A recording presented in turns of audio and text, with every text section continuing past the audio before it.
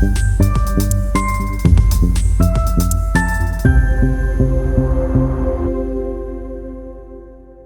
everybody. Welcome to the Vox Verba Podcast. Today's show is about the voices behind today's most influential organizations. I'm your host, Andrya Allen. At Vox Verba, we lift up the voices behind today's most impactful organizations. We believe that every brand has a voice, and that voice is powered by its people. Today, we have the pleasure of hearing from a global leader with a brand that has persisted, innovated, and led for half a century, Titanium Industries. We're taking a closer look at what makes them the frontrunners in specialty metals and titanium supply, serving diverse sectors from aerospace and defense to medical and oil and gas. Our guest today is Greg Himstead, Vice President, Sales and Marketing Operations of Titanium Industries. Greg, thank you for joining us today, and congratulations to Titanium Industries for 5 decades of excellence. Let's begin with a snapshot. Could you provide a brief introduction about yourself and the role Titanium Industries plays in the markets you support? Sure. It's happy to be with you today, Andrea. I joined Titanium Industries back in 2011 as an aerospace market director, and today I'm serving in the role of Vice President of Sales, Marketing, and Operations with a global organization. Keeps me on my toes. TI is an integral supplier to today's leading aerospace, medical, oil and gas, industrial, and defense suppliers around the world. I've been in the specialty metals business since the 90s in various different alloy families and commodities. But I'm pleased to be here with Titanium Industries these last 12 years. Thank you. That's incredible. Every company has its North Star. Could you share the driving mission of Titanium Industries for us? Yeah, so clearly it's our number one goal is to take care of our customers with our materials, with our service, with our value add capabilities, with our just-in-time access to metal that's needed to make these critical technical parts for these very interesting industries. We also work to employ the best people in our industry. We've got many people that have been here decades with an awful lot of experience and who appreciate Titanium Industries as an employer and a corporate culture to work within. We also partner with some of the most significant and successful suppliers of base metals in the world, and that's a global activity as well.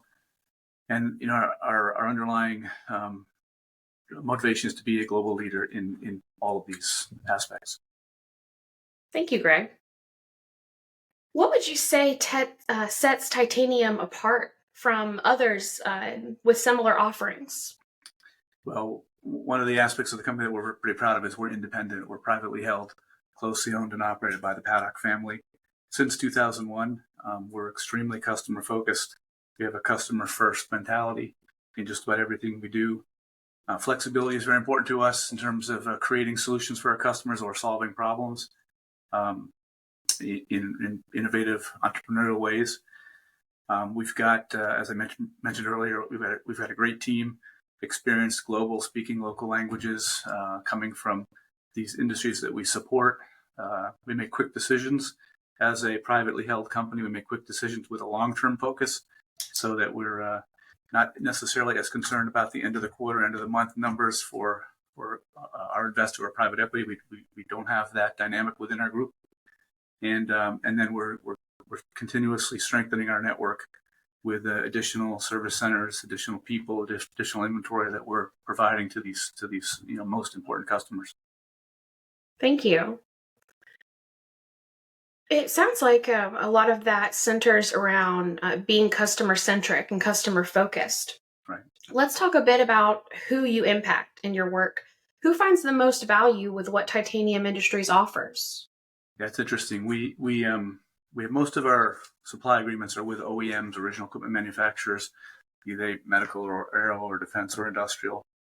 But most of our transactions are at the machine shop level where the parts are being made. So our contract negotiations and sort of sophisticated supply chain management competencies are leveraged at the OEM.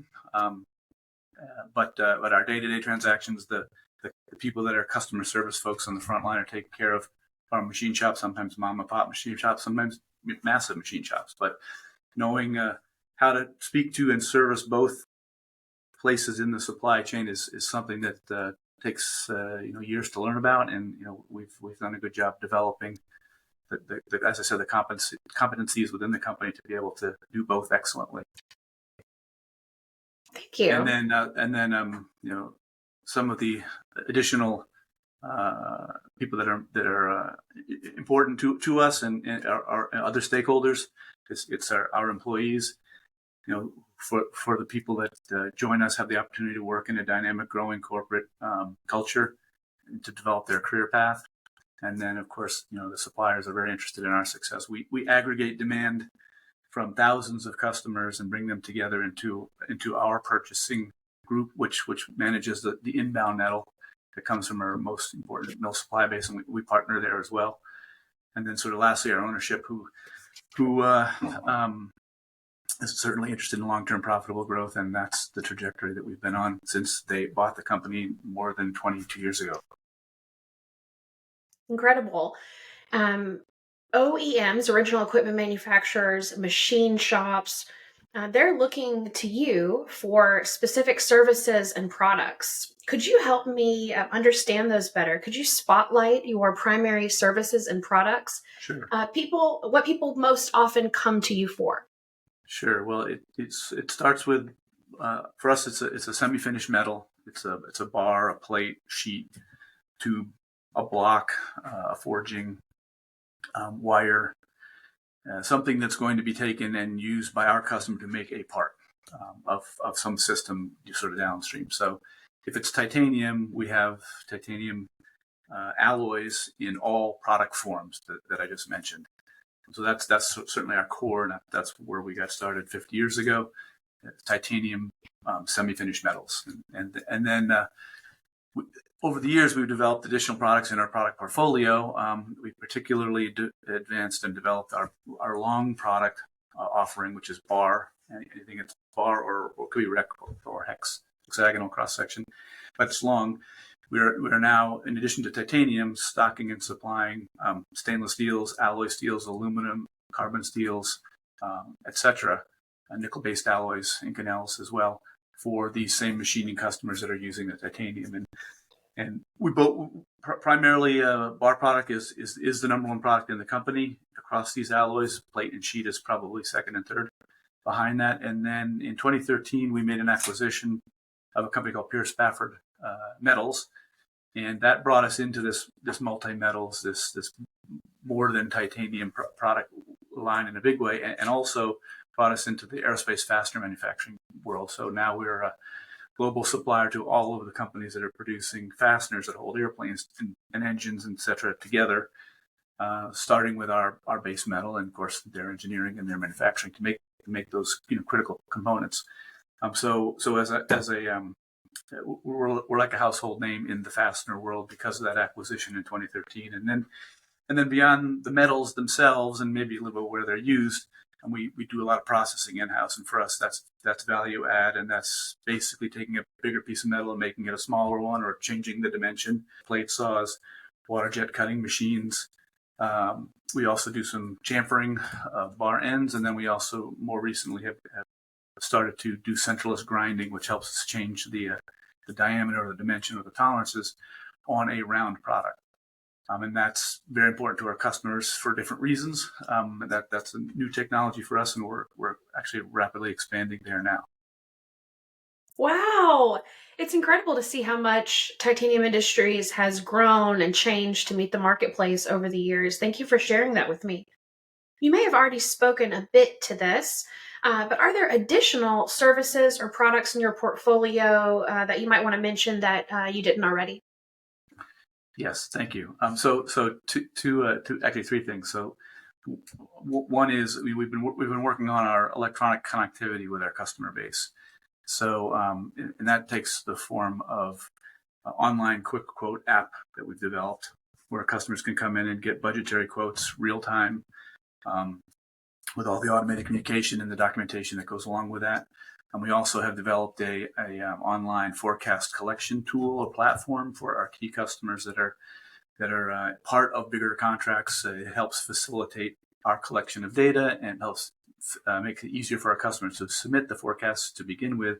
And then we do a better job of aggregating all of that demand and anticipating changes. And then sort of the third thing I'll mention is we've recently added what are called build plates for 3D additive to our product line. And so these are base plates that 3D printed parts are built up upon through the 3D printing process, which is a layer by layer process of building up a part, which is where the word additive comes from. So our build plates are now available around the world, and they're being used in nearly every market segment. There doesn't seem to be one that's not interested in 3D printing, and it's nice that we found an offering there to go along with that growth and around the world, and they're being used in nearly every market segment. There doesn't seem to be one that's not interested in 3D printing, and it's nice that we found an offering there to go along with that growth. And the sky's the limit as far as we're concerned to where that particular product takes us. Wow. Titanium industry seems to be following emerging technology needs of the marketplace. That's incredible. Every company has its own story from the early days to now. Would you share your history, the history of titanium industries and the journey so far? Sure. Well, it's been more than 50 years, so I'll try to keep it brief. It's a long period of time. We started in 1972. Through the 70s, 80s, and 90s, we were more or less a part of several mills. So we would be the distribution arm, or in one phase we were an application development arm where we were doing welding, other kinds of titanium fabrication. The mills that previously had owned us one was called Ormet, one is called still today Tymet, and one that also existing today is ATI. In 2001, Jim and Brett Paddock took the North American distribution business from ATI private, so they had to divest of that business. We became independent and with a North American footprint at that time. And then in 2000, between then and now, we've been building up our network in Europe, our network in Asia, continue to expand that and grow that today. So we're back to a global footprint. We've started stocking these multi-metals back in 2006. And then, of course, I mentioned the 2013 acquisition of Pierce Spafford Metals. That really catapulted us into a global full range specialty medics with all alloy families under one roof type of company, kind of a one-stop shop capability for bar products in particular.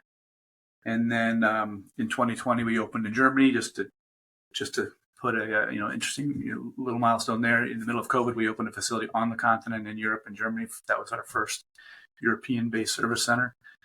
And then I mentioned a second ago, we added the centerless grinding into our services and our value add capabilities back in 2021. So we have more of those inbounds. We'll continue to expand there.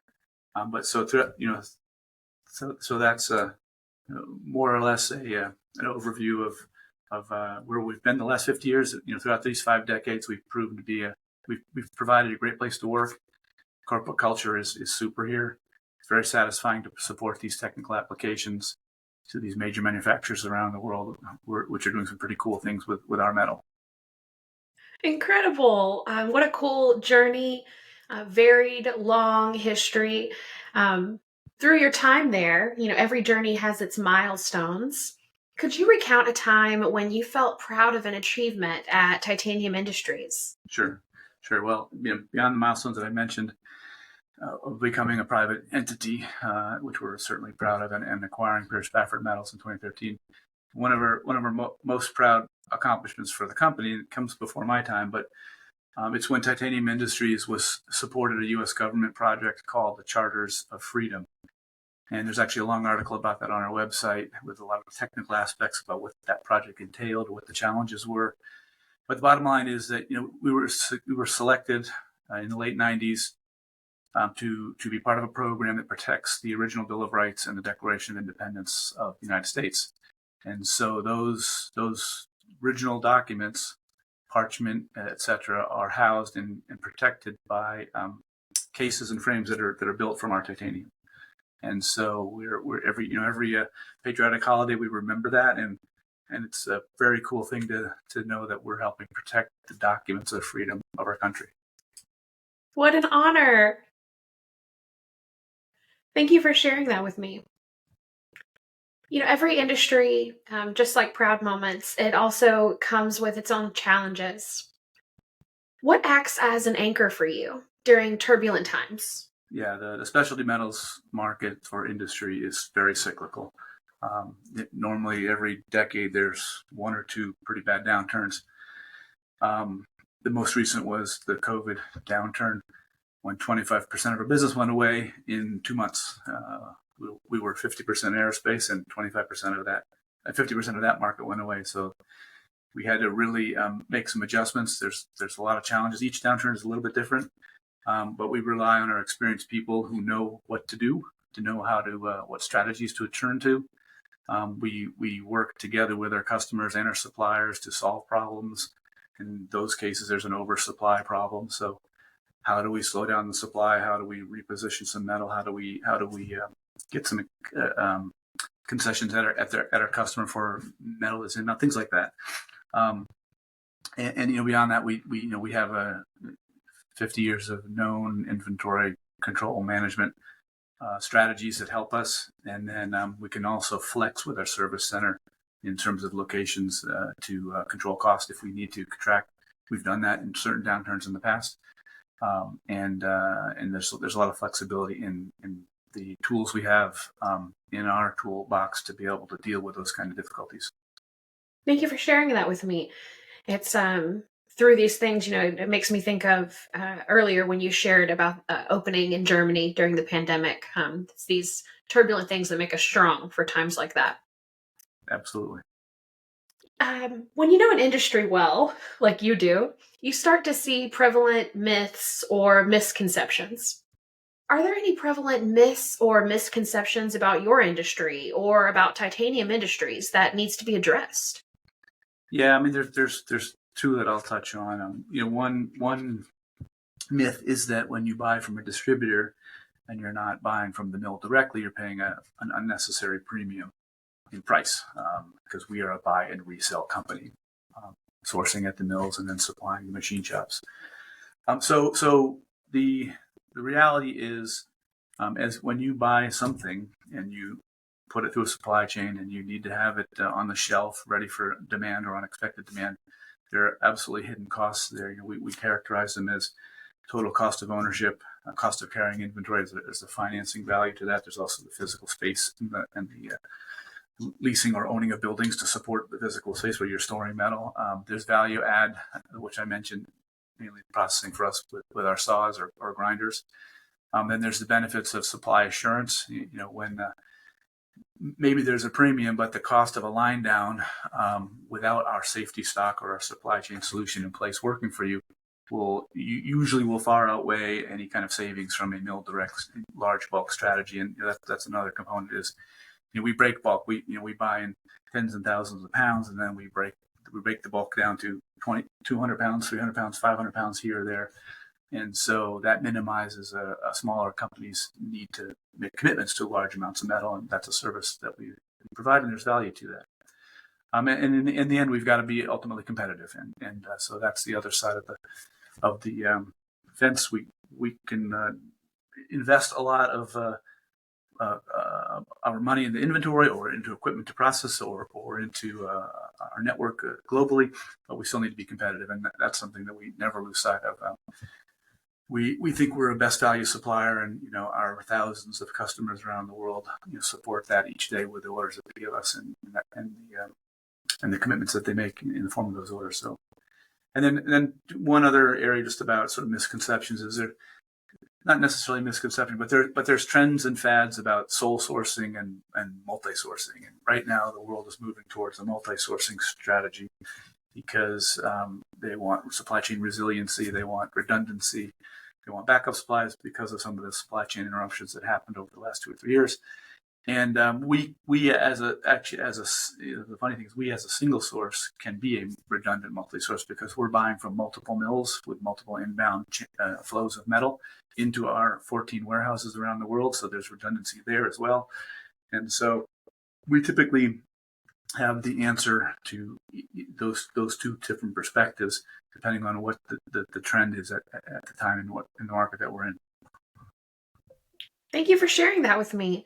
And it's that deep awareness of the industry that can help provide the details that people need to know to make better informed decisions. This next question is similar to that. What are some common queries or concerns that you often encounter from customers or maybe industry partners? And when you encounter these questions or concerns, how do you typically respond? Today, one of the biggest concerns is on-time performance or supply chain reliability, as I mentioned a second ago. But beyond those metrics, so to speak, there's transparency, and then there's long-term agreements. And so our customers are demanding much more transparency into our own supply chain, into our own inner workings. And similarly, our customers are asking for more longer-term agreements so that they can de-risk the future and de-risk their supply chains. And so, we've got highly competitive solutions for those concerns.